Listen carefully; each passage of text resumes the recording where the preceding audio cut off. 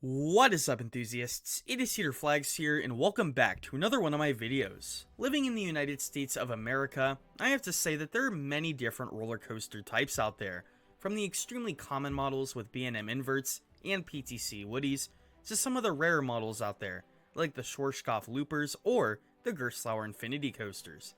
But, as someone who has been to a bunch of amusement parks, and have ridden some pretty rare models, I have to say there have been a few that I've been on where I think they should be a lot more talked about, or they should be a lot more common. Ride models that you're amazed by because of their variety, and then realize there's only one, two, or maybe even three in the United States, and there should definitely be a lot more. A lot more parks should be getting them, and these should be a lot more common. This is Cedar Flags, and today we are going to be going over the model and where I think this would fit best in parks that don't have it. So, let's talk about this model. First, I want to give a few honorable mentions of some underrated coaster models in the United States, things that I want to see way more of, but didn't quite make the list. The first one is the Gerstlauer Infinity. Now, I mentioned this one earlier. There are only a couple of these in the States, one coming next year. This is a very flexible ride model and can do just about anything. It can go forwards, backwards, and invert in any way possible. Another honorable mention is the Chance Hyper GTX, and even though this ride model has so much variety to it, there is only one of these currently operating in the States and in the world as a whole. That is Lightning Run at Kentucky Kingdom, one of my personal favorite coasters. But there is one coming next year and supposedly one coming in the future in the Midwest, but we are going to have to wait and see for that third one. Next, we have Any Modern Vekoma. Now, there is one coming with Circuit Breaker at Codaland in 2023, but that's only one. I really think this model should be all over America by now, but let's start off a little easy. But despite those having high demand, there is a ride model that I got to go on last week for the very first time, and I thought to myself, way more parks in the country should have this. It would benefit them so much. So, what is that model? The Mack Rides Water Coaster. Now, this is an older ride model that debuted in the late 1990s at SeaWorld Orlando with their very own Journey to Atlantis, and they have made a few of these other Journey to Atlantis coasters at other SeaWorld parks. And even though this is an older model, the ride model has adapted in so many ways. Now, you might be asking yourself, why a water coaster? Looking at all the other water coasters, they're not the most thrilling, and the one I rode, Journey to Atlantis at SeaWorld Orlando, was definitely not the most elite coaster. It's not a top 30 coaster by any means. So why do I want more of these?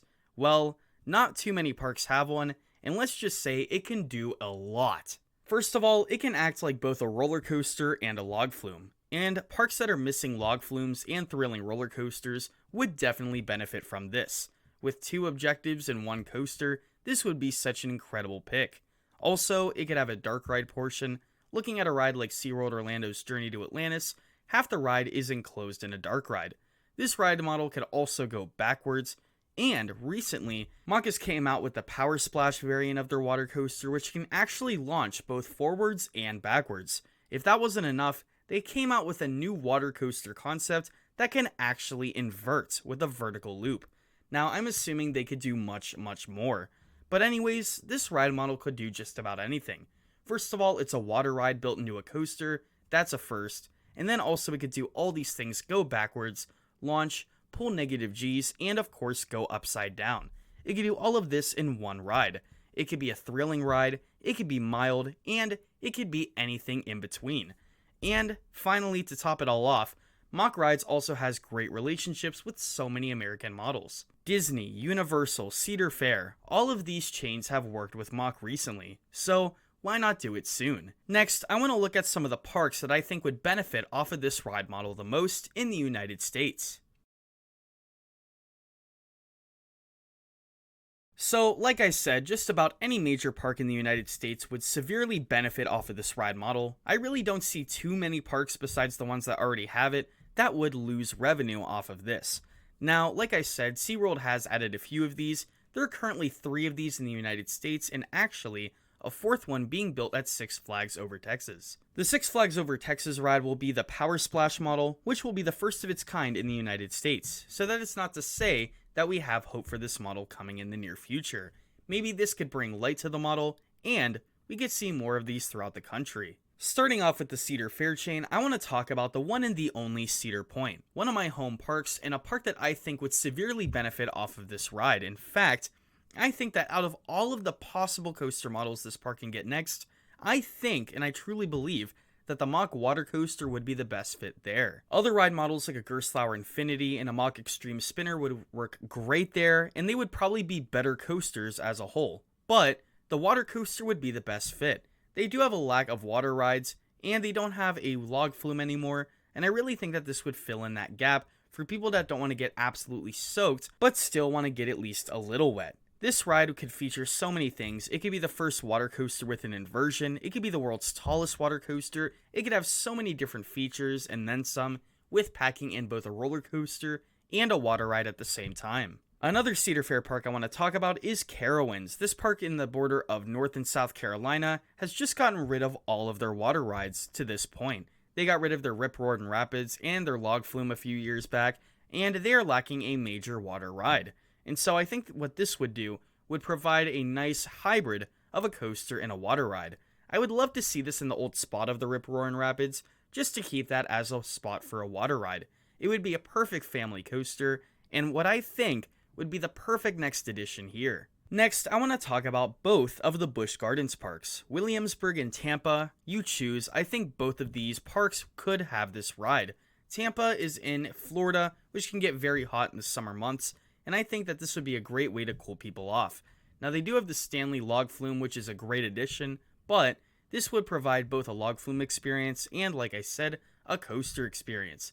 I do think the Power Splash would be a better fit here than anything else. With Busch Gardens Williamsburg, on the other hand, I would absolutely love to see a full circuit water coaster here, something similar to Poseidon at Europa Park. I think that this would be a very well-rounded coaster here, and probably would be one of the most popular rides here. Finally, I want to look at some Six Flags parks, because, believe it or not, even though Six Flags is not planning on building that much, they're in the process of building one of these right now at Over Texas.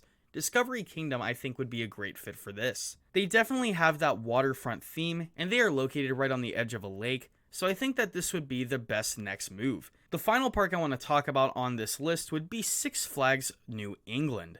Now, Six Flags New England is in need of a new coaster in the spot of their old Goliath coaster, because it is a very vacant area, and I think that this would be a great area for a Mack water coaster.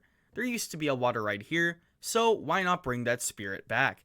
You could fit this perfectly in this plot of land, and I think that it would fit with the crack axle theme if they did it correctly.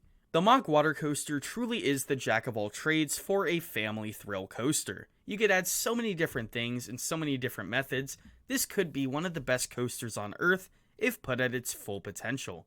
But anyways, what do you think about this ride model? Have you been on one of these before? Let me know in the comments below. I got to go on Journey to Atlantis, and even though it's not in my top 30 or anything, I think that it is a great addition for the park, and possibly a great addition for other parks as well. Anyways, this is Cedar Flags, and I'll see you all later.